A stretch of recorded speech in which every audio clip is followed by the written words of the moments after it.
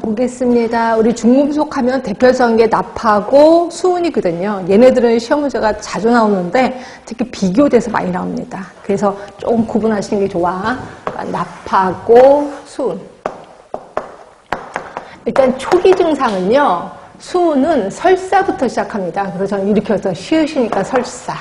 여기부터 시작하고 그러면 납은요. 변비부터 시작을 합니다. 초기에. 그럼 변비가 더 아플까요? 설사가 배가 더 아플까요? 그럼 여러분 설사라고 얘기하더라고요. 근데 변비가 더 아파요. 왜냐면 변비는 나오지도 않으면서 배가 아프거든요. 설사는 싹 제끼면 별로 안 아프거든요. 그래서 얘는 그냥 복통이에요. 복통. 그런데 변비는 일단 콜리키페인이라고 산통이라고 표현합니다. 그래서 일명 애기 낳는 배랑 똑같다. 그래서 산통이라고 생각하시면 되고, 자, 수은은 우리 몸에 들어오면 뇌에 침착이 됩니다. 뇌에. 네, 그런데 비해서 납은 뼈에 침착이 돼요. 뼈에. 그럼 침착이 되면 영원히 가나요? 그런 건 아니고 여러분은 어딜 보시면 되냐면 372쪽을 보시면 돼. 거기 써 있을 거예요. 자, 이 납은 우리 몸에 들어오면 반감기가, 반감기라는 건 반으로 줄어드는 거예요. 반으로 줄어들 때가 10년. 굉장히 오랫동안 있구나. 그런데 수은은 45일에서 70일 정도 걸립니다. 자, 이렇게 큰 특징을 좀 구분했고요. 그 다음에 이제 납의 큰 특징, 증상이 있습니다. 납의 증상. 이걸 유명한 4대 증상이라고 표현하고 있거든요. 그러니까 납은 우리 몸에 들어오면 제일 처음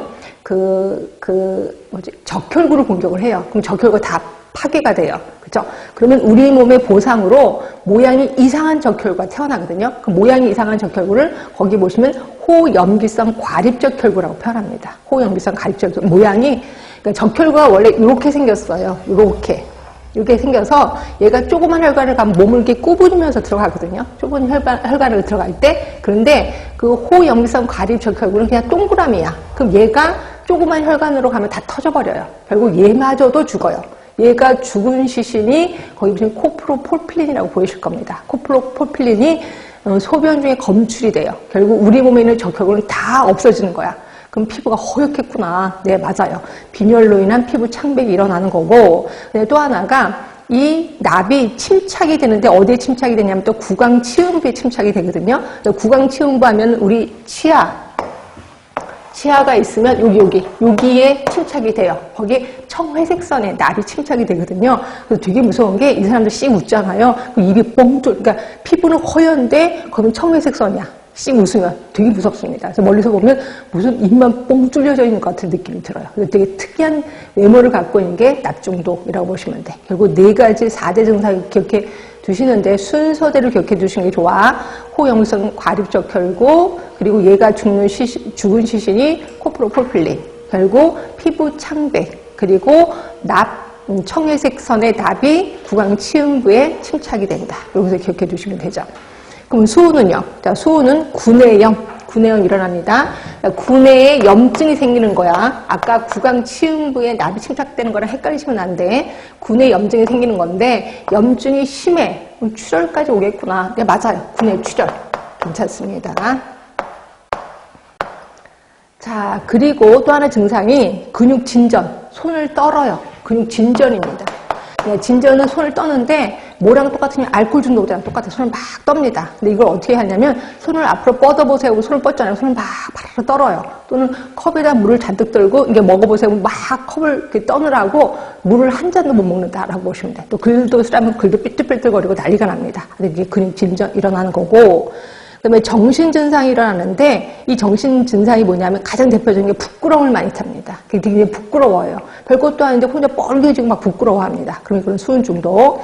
그다음에 이게 만성으로 가잖아요. 그럼 아까 제가 뇌 조직에 침착이 된다 그랬잖아요. 그럼 뇌에 여러 곳에 침착이 되면서 여러 가지 증상이 일어나는데 이게 뭐랑 비슷하냐면 파킨슨 증상이랑 비슷합니다. 그래서 파킨손 증후군이라고 표현해요. 파킨손씨 병이 아니라 파킨손과 비슷하다고 그래서 파킨손 증후군이라고 표현하고 있습니다. 이게 이제 뇌 조직에 침범이 된 거죠. 그래서 이 2개를 좀 가장 큰 특징 좀 구분해 봤고요. 다시 앞으로 가겠습니다. 370쪽으로 오셔서 납중독. 납중독은 호흡기계로 흡수되는 것이 대부분입니다. 그리고 나중에 뭐 경구로도 가고 피부로도 들어오는데 대부분이 호흡기계. 자, 증상에 보시면 위장장애 보이시죠? 거기에 뭐 변비, 복부팽만, 산통.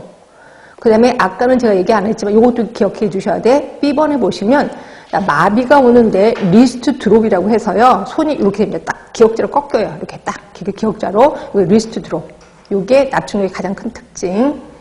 그 다음에 중추신경장애 보시면 심한 흥분, 정신착락이 일어나는데 이거를 뭐라고 표현하면 홍독성 흥분이라고 합니다. 홍독성 흥분.